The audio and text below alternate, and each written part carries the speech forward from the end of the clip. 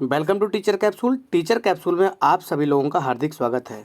मैं मोहन सोनी आप सभी लोगों के लिए ईवीएस सब्जेक्ट के अंतर्गत जो आपका एक सीरीज मैंने लागू की है, उस सीरीज का नाम है आपका EVS earphone series. EVS earphone series का आपका ये अगला वीडियो है साथियों। जैसा कि आप सभी को पता है, आप लोग ज़बरदस्त तरीके से इस सीरीज़ को प्यार कर रहे हो, आप लोग ज़बरदस्त तरीके से आप लोग देख रहे हो। तो आप सभी लोग, अगर आपको ईवीएस पर पकड़ मजबूत करनी है, ईवीएस के सारे क्वेश्चन आपको अपने करने हैं, तो आप लोग ईवीएस ईयरफोन सीरीज को पूरा का पूरा आप लोग देखिए। दोस्तों, इस ईवीएस ईयरफोन सीरीज का जो आपका उद्देश्य है वो यही है, मिनिमम टाइम में मैक्सिमम क्वेश्चंस आपको मैंने देने का एक प्रयास किया है। और इसकी एक आपको खासियत और है कि आप लोग अपना घर का काम करते करते ईयरफोन के माध्यम से आप लोग ये सारे के सारे क्वेश्चन को आप लोग देख सकते हो। यानी कि आप लोग अगर खाना बना रहे हैं, खाना खा रहे हैं, या फिर आप लोग नाश्ता बना रहे हैं, नाश्ता कर रहे हैं, कुछ भी कर रहे हैं, सोते टाइम आप लोग ईयरफोन को लगाइएगा और ये सारे के सारे वीडियोज़ आप लोग एक एक करके देख सकते हैं। ठीक है साथियों, तो आइए समय हम लोगों का कीमती, हम लोग सीधी की सीधी चर्चा करेंगे कि कौन कौन से क्वेश्चंस आपके हैं। ये रहा आपके पास पहला क्वेश्चन, जवाब करिए। शिक्षक की सबसे बहुमूल्य निधि क्या है? सेवा, वेतन, गर्व, छात्रों का विश्वास। तो साथियों, शिक्षक की सबसे बहुमूल्य निधि जो आपकी होती है वो आपकी होती है छात्रों का विश्वास, है ना। स्टूडेंट कॉन्फिडेंस जो आपका होता है, ये आपका बहुत इंपॉर्टेंट आपका माना जाता है। अगला क्वेश्चन आपके पास ये रहा, परिकल्पना को बार बार परीक्षण करने से गलत नहीं पाया जाता है तो वह एक क्या बन जाता है? सिद्धांत, कानून, खोज, या फिर आपका मूल संकल्पना। तो दोस्तों, में परिकल्पना को बार बार परीक्षण करने से गलत नहीं पाया जाता तो वह एक आपका क्या बन जाता है? सिद्धांत। विकल्प नंबर आपका ए सही हुआ। नेक्स्ट क्वेश्चन देखिएगा, आपके पास ये रहा साथियों। कुछ क्वेश्चंस इसमें आपके ईवीएस की पैडागोजी के भी हैं जो कि आपके बहुत ज़्यादा इंपॉर्टेंट आपके लिए सिद्ध होंगे। निम्नलिखित में से सबसे उपयुक्त शिक्षण विधि आपकी कौन सी है? विचार गोष्ठी एवं श्रुतलेख शिक्षण विधि, श्रुतलेख एवं दिया गया कार्य, विचार गोष्ठी एवं कार्य योजना, व्याख्यान एवं श्रुतलेख। तो साथियों, इसमें जो आपका करेक्ट आंसर है, सबसे उपयुक्त शिक्षण विधि आपकी विचार गोष्ठी एवं कार्य योजना। विकल्प नंबर आपका सी सही हुआ। अगला क्वेश्चन देखते हैं, आपके पास ये रहा आपके पास नेक्स्ट क्वेश्चन। निम्नलिखित में से कौन सी ग्रीन हाउस गैस नहीं है? Carbon dioxide, nitrous oxide, helium, methane. तो साथियों, ग्रीन हाउस गैस के बारे में अगर मैं आपसे कहूं तो इसमें आपका हीलियम जो आपका है ना, हीलियम यानी कि विकल्प नंबर सी, हीलियम आपका ग्रीन हाउस गैसों की श्रेणी में आपका नहीं आता। यह एक आपका अक्रिय गैस होती है, हीलियम, है ना। कैसी गैस होती है? यह एक आपकी अक्रिय गैस होती है। इसे हम लोग बोलते हैं क्या? नहीं, निष्क्रिय गैस होती है, जिसे हम लोग नोबल गैस भी हम लोग बोलते हैं। क्या बोलते हैं? नोबल गैस भी हम लोग उसको बोलते हैं। नेक्स्ट क्वेश्चन देखिएगा, क्वेश्चन नंबर आपका 5वां ये रहा। ध्वनि प्रदूषण का मापन किस इकाई के द्वारा किया जाता है?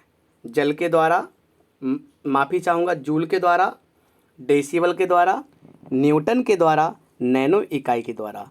तो ध्वनि प्रदूषण का मापन का इकाई हम लोग किसके माध्यम से करते हैं? डेसिबल के द्वारा हम लोग करते हैं।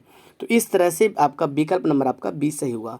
साथियों, अगर मैं आपको बताना चाहूँ, 80 डेसिबल से जब अधिक आपकी 80 डेसिबल यानी कि डीबी, और या फिर इससे ज़्यादा जब आपका शोर हो जाता है तो वह हमें हानि पहुंचाने लगता है ना, हानि हमें पहुंचाने लगता है।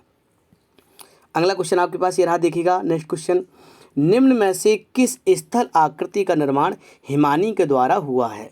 लैपीज, यू आकार की घाटी, वी आकार की घाटी, और जलप्रपात। तो साथियों, स्थल आकृति जो आपकी है उसके द्वारा हिमानी का निर्माण हुआ है, वो आपका है यू आकार की घाटी। विकल्प नंबर आपका बी सही हुआ। बी आंसर इसका सही है। अगला क्वेश्चन देखते हैं, ये आपके पास नेक्स्ट क्वेश्चन रहा, पढ़िए आप लोग।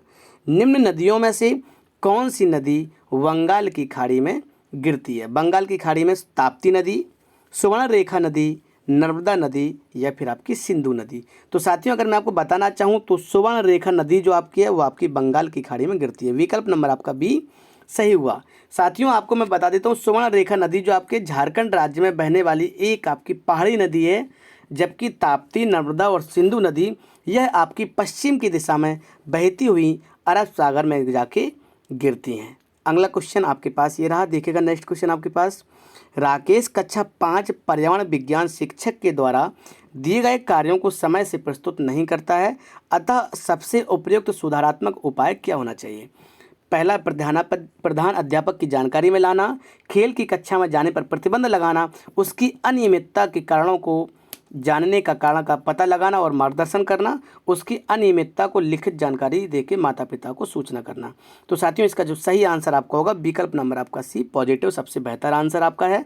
नेक्स्ट क्वेश्चन देखिएगा, आपके पास ये रहा, पढ़िए आप लोग। मध्य प्रदेश में कौन सा शहर झीलों का शहर कहलाता है? भोपाल, उज्जैन, इंदौर या फिर आपका ग्वालियर। तो साथियों अगर मैं आपको बताना चाहूँ विकल्प नंबर आपका सही क्या हुआ, ए। भोपाल जो आपका है यह आपकी मध्य प्रदेश की राजधानी है, जिससे हम लोग झीलों का शहर हम लोग कहते हैं। इससे हम लोग क्या कहते हैं? झीलों का शहर। दूसरा साथियों, भारत का हृदय भी हम लोग मध्य प्रदेश को ही कहते हैं। भारत का हृदय हम लोग किसको कहते हैं? मध्य प्रदेश को। अगला क्वेश्चन आपके पास ये रहा, देखिएगा। निम्न में से कौन सा सागर यूरोप को अफ्रीका से अलग करता है? लाल सागर, काला सागर, अरब सागर, भूमध्य सागर। तो साथियों इस तरह से इस क्वेश्चन का जो आपका सही आंसर आपका हुआ भूमध्य सागर।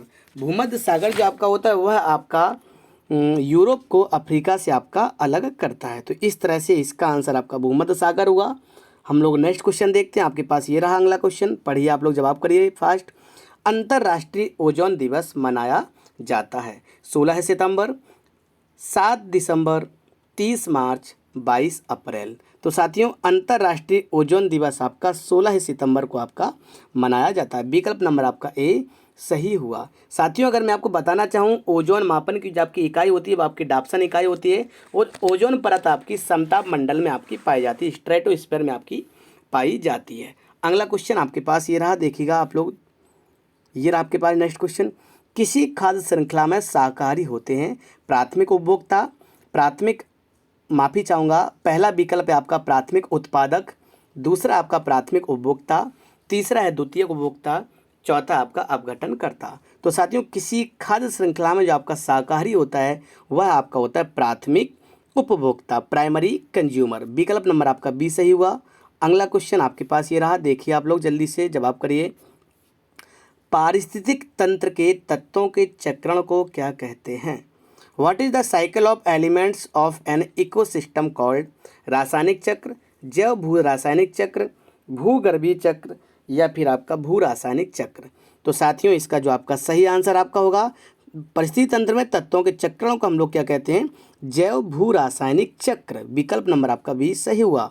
अगला क्वेश्चन आपके पास ये रहा, देखिए आप लोग। निम्नलिखित ईंधनों में से कौन सा न्यूनतम पर्यावरणीय प्रदूषण उत्पन्न करता है? सबसे कम पर्यावरण के लिए कौन सा आपका है प्रदूषण, सबसे कम प्रदूषण करता हो पर्यावरण के लिए? डीजल, पेट्रोल, हाइड्रोजन या फिर आपका कोयला। तो साथियों इसका जो आपका सही आंसर है आपका हाइड्रोजन। हाइड्रोजन जो आपका है न्यूनतम पर्यावरणीय प्रदूषण है साथियों। और मैं आपको बता देता हूँ हाइड्रोजन को हम लोग भविष्य की ऊर्जा भी कहते हैं। हाइड्रोजन को हम लोग भविष्य की ऊर्जा भी कहते हैं, यानी कि फ्यूचर फ्यूल की संज्ञा हम लोग हाइड्रोजन को ही देते हैं। अगला क्वेश्चन आपके पास ये रहा, आप लोग देखिए।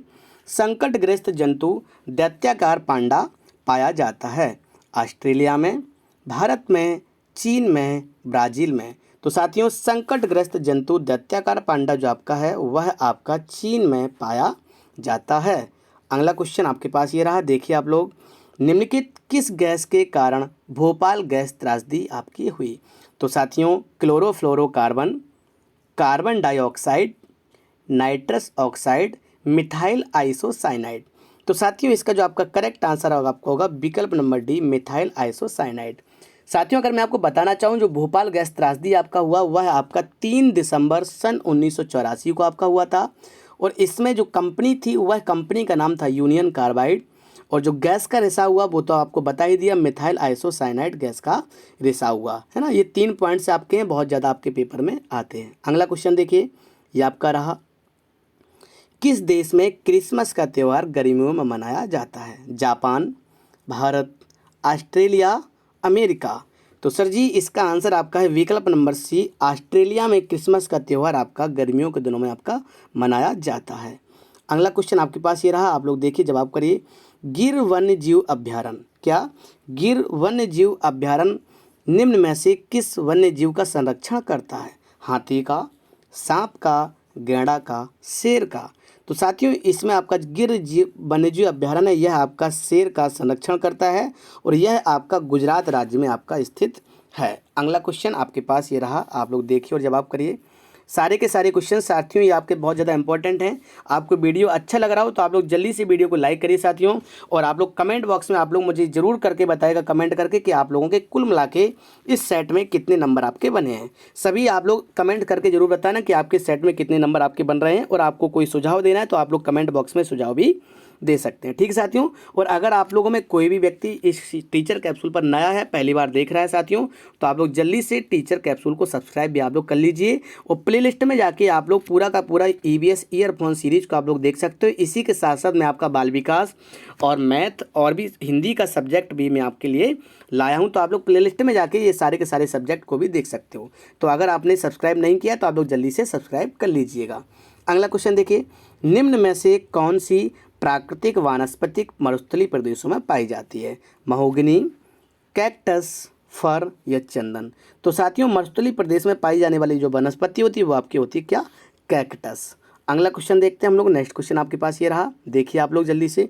ग्रीन मफलर का संबंध है, ग्रीन मफलर का संबंध मृदा प्रदूषण से है, वायु प्रदूषण से है, ध्वनि प्रदूषण से है, जल प्रदूषण से है? तो साथियों जो आपका ग्रीन मफलर का जो आपका संबंध है, विकल्प नंबर आपका सी, ध्वनि प्रदूषण से आपका संबंध रखता है। साथियों आपने देखा होगा जब कभी भी आप लोग हाईवे पर जाते होगे, नेशनल हाईवे पर, तो नेशनल हाईवे के दो हाईवे के ठीक बीच में थोड़ी सी जगह खाली छूटी रहती है जहाँ पर पेड़ पौधे आपके जमे रहते हैं। उसी पेड़ पौधे की जो आपका होता है उसी को हम लोग ग्रीन मफलर कहते हैं। उसका उद्देश्य आपका है जो आपका वाहन से आपका शोरगुल आ रहा है, ध्वनि प्रदूषण हो रहा है, उसको एब्जॉर्ब कर सके, इसी को हम लोग कहते हैं ग्रीन मफलर। अगला क्वेश्चन आपके पास ये रहा, देखिएगा 21 नंबर। भू पारिस्थितिक तंत्र में ऊर्जा का महत्वपूर्ण स्रोत क्या होता है? भू पारिस्थितिकी तंत्र में ऊर्जा का महत्वपूर्ण स्रोत क्या है? सूर्य, पृथ्वी, चंद्रमा या शुक्र? तो साथियों सही आंसर आपका है सूरज, विकल्प नंबर आपका ए सही हुआ। अगला क्वेश्चन देखिएगा, ये आपके पास रहा नेक्स्ट क्वेश्चन। टाइटन किस ग्रह का प्राकृतिक उपग्रह है? वरुण का, बुध का, शनि का, शुक्र का? तो साथियों टाइटन जो आपका है वह आपका शनि ग्रह का आपका प्राकृतिक उपग्रह माना जाता है। तो इस तरह से इस क्वेश्चन का जो आपका सही आंसर आपका विकल्प नंबर आपका क्या हुआ? सही, सी, शनि। शनि इसका आंसर आपका सही है। साथियों अगर मैं आपको बता दूं जो शनि के टोटल आपके 62 आपके उपग्रह हैं, 62 आपके हैं, और इसमें आपका जो बुध और जो आपका शुक्र दिया है, बुध और शुक्र के कोई भी उपग्रह नहीं है ना? बुध और शुक्र के आपके कोई भी उपग्रह आपके नहीं है। अगला क्वेश्चन आपके पास ये रहा, निम्नलिखित में से कौन सी बायोडीजल की फसल है? कपास, जेड्रोफा, गन्ना या फिर आपका आलू? साथियों यहाँ पर जो आपका जेड्रोफा है वह आपका बायोडीजल की फसल है, और इसका दूसरा नाम जो आपका है रतन ज्योत है ना, इसको हम लोग रतन ज्योत के नाम से भी हम लोग इसको पुकारते हैं। नेक्स्ट क्वेश्चन आपके पास ये रहा, आप लोग देखिए अगला क्वेश्चन आप लोग जल्दी से। पर्यावरण संरक्षण अधिनियम किस वर्ष पारित किया गया? 1982, 1986, 1992, 1996? तो पर्यावरण संरक्षण अधिनियम जो आपका है यह आपका सन 1986 में पारित किया गया, विकल्प नंबर बी। साथियों इसके साथ अगर मैं आपको बताना चाहूँ कि 5 जून 1972 में स्टॉकहोम में एक आपका सम्मेलन हुआ था, जो कि आपका सबसे पहला पर्यावरण के ऊपर आपका सम्मेलन हुआ था। तो जब उसमें आपका 5 जून 1972 में जो आपका सम्मेलन हुआ, उसी से प्रेरित होकर भारत सरकार ने भी सन 1986 में, यानी कि लगभग 14 साल के बाद एक आपका अधिनियम पारित किया 1986 में, है ना, जो आपका पर्यावरण से संबंध आपका माना जाता है। समझ में आ गया? तो अगला क्वेश्चन हम लोग देखते हैं। नेक्स्ट क्वेश्चन आपके पास ये रहा, आप लोग देखिए और जवाब करिए। क्या है? भूमंडलीय तापन का कारण क्या है? भूमंडलीय तापन की वजह क्या है? वैश्विक तापन की प्रभाव वो वजह क्या है? ग्लोबल वार्मिंग का रीजन क्या है? हिम नदों में वृद्धि, कार्बन डाइऑक्साइड में वृद्धि, कार्बन डाइऑक्साइड में कमी, वनों में वृद्धि? तो साथियों इसमें आपका विकल्प नंबर आपका 20 सही है। जब CO2 की मात्रा बढ़ गई, कार्बन डाइऑक्साइड की मात्रा बढ़ गई, इसी की वजह से भूमंडलीय तापन यानी कि ग्लोबल वार्मिंग आपका हो रहा है। अगला क्वेश्चन आपके पास ये रहा 26 नंबर, देखिए आप लोग। निम्नलिखित में से किस में सर्वाधिक जैव विविधता पाई जाती है? सबसे ज़्यादा बायोडाइवर्सिटी आपकी पाई जाएगी कहाँ पर? शीतोष्ण पर्णपाती वन बायोम, उष्णकटिबंधीय सदाबहार वर्षा वन बायोम, शीतोष्ण घास प्रदेश बायोम, सवाना बायोम? तो साथियों सबसे ज़्यादा जैव विविधता आपकी जो पाई जाती है उष्णकटिबंधीय सदाबहार वर्षा वन में पाई जाती है। यह आपका भूमध्य रेखा यानी कि विषुवत रेखा 0 डिग्री के आसपास का क्षेत्र आपका कहलाता है। अगला क्वेश्चन आपके पास ये रहा, देखिए।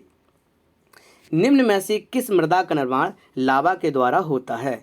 लाल मिट्टी का, काली मिट्टी का, जलोढ़ मिट्टी का, लैटेराइट मिट्टी का। तो साथियों जो आपका लावा के द्वारा मिट्टी का निर्माण होता है आपका कौन सी मिट्टी होती है? आपकी काली मिट्टी। साथियों ये काली मिट्टी जो आपकी होती है ये आपकी बहुत ज़्यादा उपजाऊ मिट्टी आपकी मानी जाती है। ठीक है साथियों, हम लोग नेक्स्ट क्वेश्चन देखते हैं। ये आपके पास अगला क्वेश्चन रहा है, क्वेश्चन नंबर 28। ये आपके पास है, वायुमंडल की कौन सी परत प्रकाश की परावैंगनी किरणों को पृथ्वी की सतह पर आने से रोकती है ना? पृथ्वी की सतह पर आने से रोकती है। समताप मंडल, क्षोभ मंडल, आयन मंडल या फिर आपका मध्य मंडल। तो साथियों इसमें जो आपका समताप मंडल जो आपका होता है यानी कि स्ट्रेटोस्फीयर जो आपका है वह आपका परावैंगनी किरणों यानी कि अल्ट्रावायलेट किरणों को पृथ्वी पर आने से रोकता है। इस तरह से विकल्प नंबर आपका ए सही हुआ। समताप मंडल को इंग्लिश में हम लोग स्ट्रेटोस्फीयर कहते हैं, क्षोभ मंडल को ट्रोपोस्फीयर, आयन मंडल को आयनोस्फीयर, मध्य मंडल को हम लोग मेसोस्फीयर इंग्लिश में कहते हैं, जो कि पेपर में आपका बहुत ज़्यादा पूछा जाता है।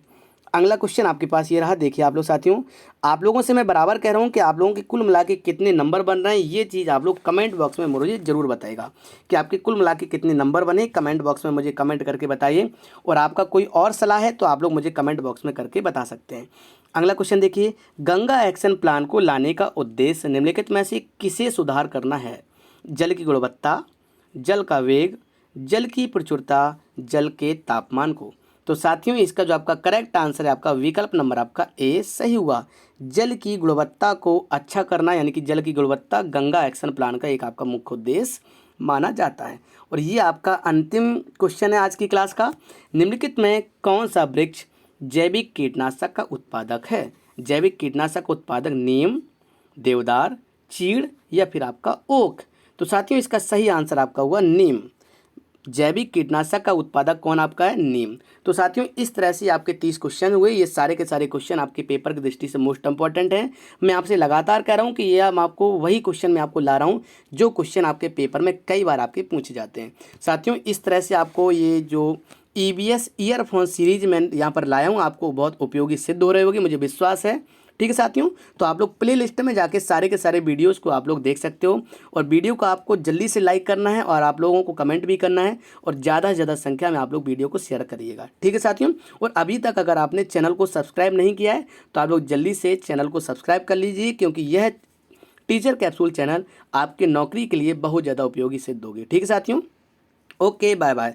आप सभी लोग स्वस्थ रहें, मस्त रहें, बिंदास रहें, इसी तरह से आप लोग हंसते खेलते रहिए। Okay bye bye, take care.